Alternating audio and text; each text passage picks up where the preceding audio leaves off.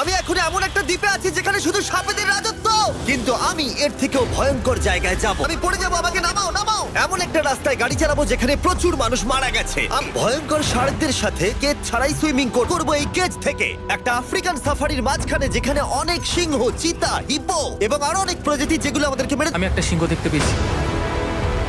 আর যাতে সিংহরা আমাদের কাছাকাছি আসে তাই আমি অনেক মাংস এনেছি এবং কেজের চারপাশেও ঝুলিয়ে দেব।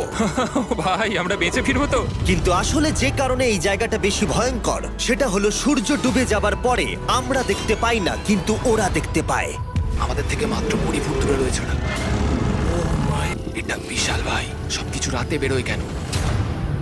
সিংহগুলো আমাদের চারপাশে ঘুরেই যাচ্ছিল। আমরা হয়তো এই ভিডিওটা করতে গিয়ে মারাই আর যাবো। আমরা আইস ক্লাইম্ব করব একটা বিশাল ভয়ানক ঠান্ডায় জমে যাওয়া জলপ্রপাত। এই দুটোর মধ্যে যে কোনো একটা পথ দিয়ে এই বিশাল খাড়া পাহাড়ে উঠতে হবে এই ব্লেডেড বুটস আর এই আইস পিক্সের সাহায্যে। সত্যি কথা বলতে আমার মনেই হচ্ছিল না এটা আমরা করতে পারবো। তারপর নোলানের সাথে যা হলো তাতে আমরা আরো বেশি ভয় পেয়ে গেলাম।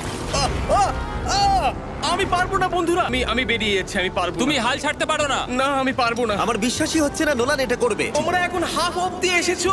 ও জিমি, নিচের দিকে দেখো না। ও মাই গড, যত উঠছি তত খাড়া হচ্ছে। আমি টপটা দেখতে পাচ্ছি জিমি। এটা আমার করা সব থেকে ভয়ানক জিনিস। এটা কতটা খাড়া।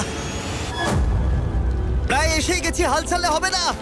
যদিও এসব করা আমার একেবারেই উচিত নয়, তুমি প্রায় এসেই গেছো জিমি। তবু আমি কোনো মতে এই জলপ্রপাতের উপরে উঠতে পারলাম। আমরা পেরেছি।